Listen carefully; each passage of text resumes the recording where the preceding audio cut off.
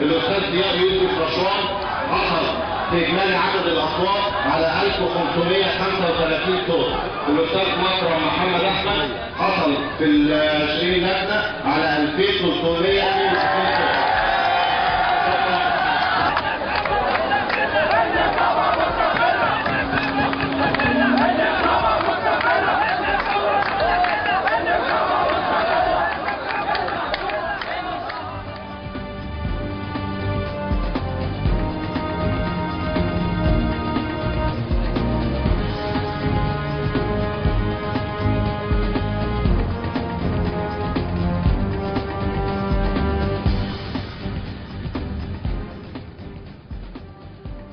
سيادة السادة، أهلا بكم من جديد. أستاذ مكرم، تابعنا جزء من الانتخابات اليوم والإعلان المبدئي للنتيجة والتي حسمت كما ذكرنا في البداية لصالحك.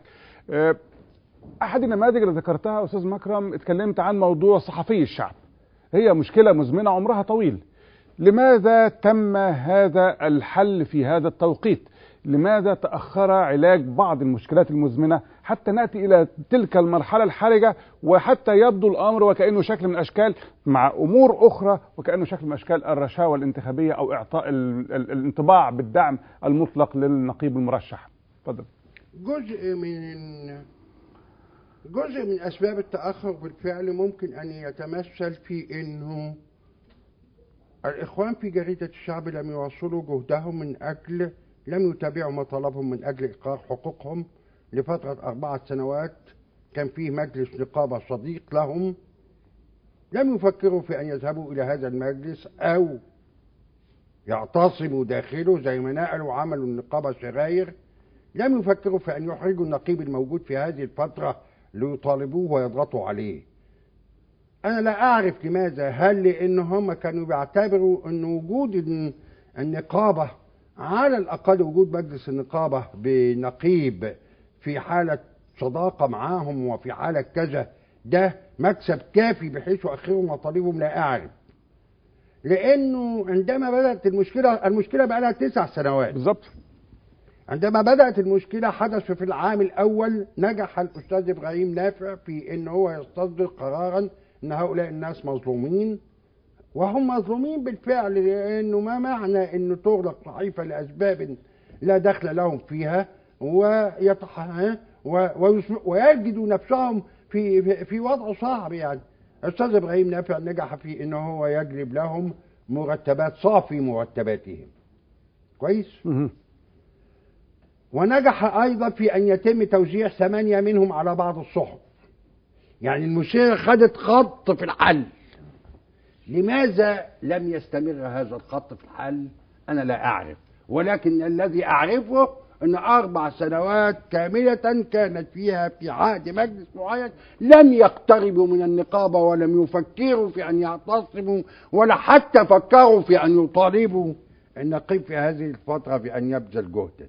جاءوا لي في العام الأخير وقالوا لي إن في عندنا مشكلة والمشكلة كذا، وانت قلت لهم واحنا ممكن نساعدك بان نعمل اضراب. قلت لهم انا الاضراب لا يساعدني، الاضراب ربما يساعدني في مرحله لاحقه، انما دعوني الاول احاول الحل. احاول الحل. وكنت متيقنا من انهم على حق، لانه انا في خلاف سياسي او انا الجورنان اغلق، خاصة وحصلت مضاعفات سخيفة ما كان ينبغي أن تحصل. أغلقت ملفاتهم التأمينات الاجتماعية. طب ما ذنب الأولاد؟ ما ذنب الأسرة؟ ماذا لو حدث أن راجل من دول يعني انتقل إلى رحمة الله؟ ماذا تفعل في هذا؟ واعتقدت بحق أن هذه قضية صادقة وقضية لابد أن أحملها على عاتقي، وقلت لهم قبل أن ألقى أي مسؤول قضيتكم عادلة وأنا سوف أدافع عنها. قالوا الفلوس احنا مرتباتنا مجمدة. قلت لهم خلونا الأول نحل ملف التأمينات الاجتماعية.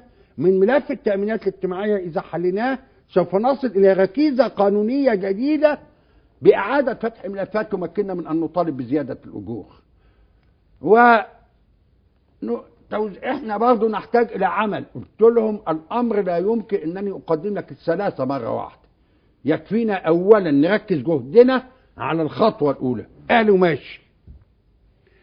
عندما أصبح في يدي والكلام ده قبل الانتخابات، علشان بعض الناس بتتصور وهما ان الاسبوع ده هو اللي الرش كله جه في هذا الاسبوع، ومشكله الشعب جت في هذه الاسبوع، وبلوزه في الاسبوع، وال20 فدان في الاسبوع، فابتدات ترش. هذه وقائع مغلوطه، مش ده واقع صحيح. ايه الصحيح يا استاذ مكرم؟ غير صحيح. ايه الصحيح؟ الصحيح ان انا بالفعل زي ما قلت سيادتك اقنعت المجلس الاعلى للصحافه ورئيسه بانه فتح ملفات التامينات عدل وحق، ووقف معي وقال لي معك حق. لماذا لم يفعل هذا قبل الانتخابات الاولى، قبل الجوله الاولى من الانتخابات؟ بكلمك كله قبل الانتخابات الاولى. لماذا اعلن عن الحل بعد الجوله الاولى؟ لانهم هم الذين اخروه.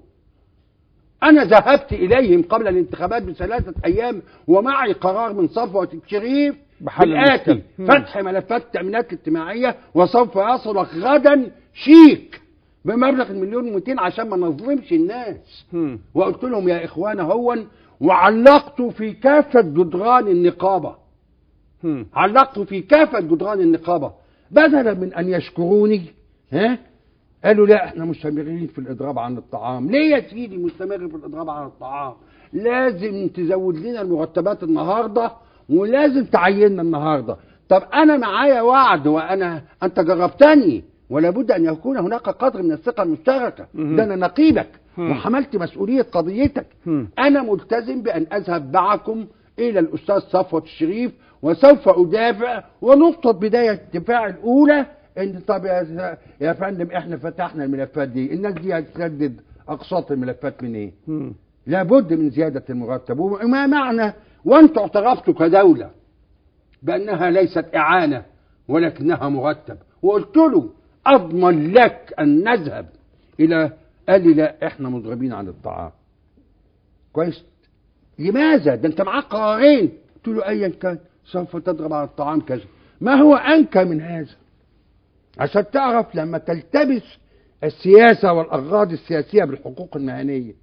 قلت له رحت النقابة، طبيبة النقابة السيدة فوزية طلعت لي على عجل مذعورة ان احد الثلاثة الذين اضربوا على الطعام وهو الاستاذ حسين احمد حسين انه السكر بتاعه هبط الى 60، وانها لا تستطيع ان تتحمل المسؤولية. بعت لهم ادوا له قالب سكر، دخلوه جوه الاوضه وشقوه عصير فواكه، اكلوه. انا لا شفت ولا عاوز اشوف. وخلوه برضه مضرب. بس يحافظ على حياته، انقذوا حياه الولد. قال لك لا، قال لك لا. ما الذي كان في وسع ان افعل؟ كتبت بلاغا الى النائب العام اقول له فيه من فضلك ساعدني باقصى سرعه على نقل هذا الزميل الى المستشفى. وكتبت بلاغا مماثلا لمأمور قصر النيل اطلب منه نفس الطلب. كويس؟ تعرف ماذا حدث؟ طوال نهار الانتخاب تم استغلاله باعتبار ان انت استدعيت ابلغت عنهم. تعرف الكوميديا السوداء ايه بقى لي كذا؟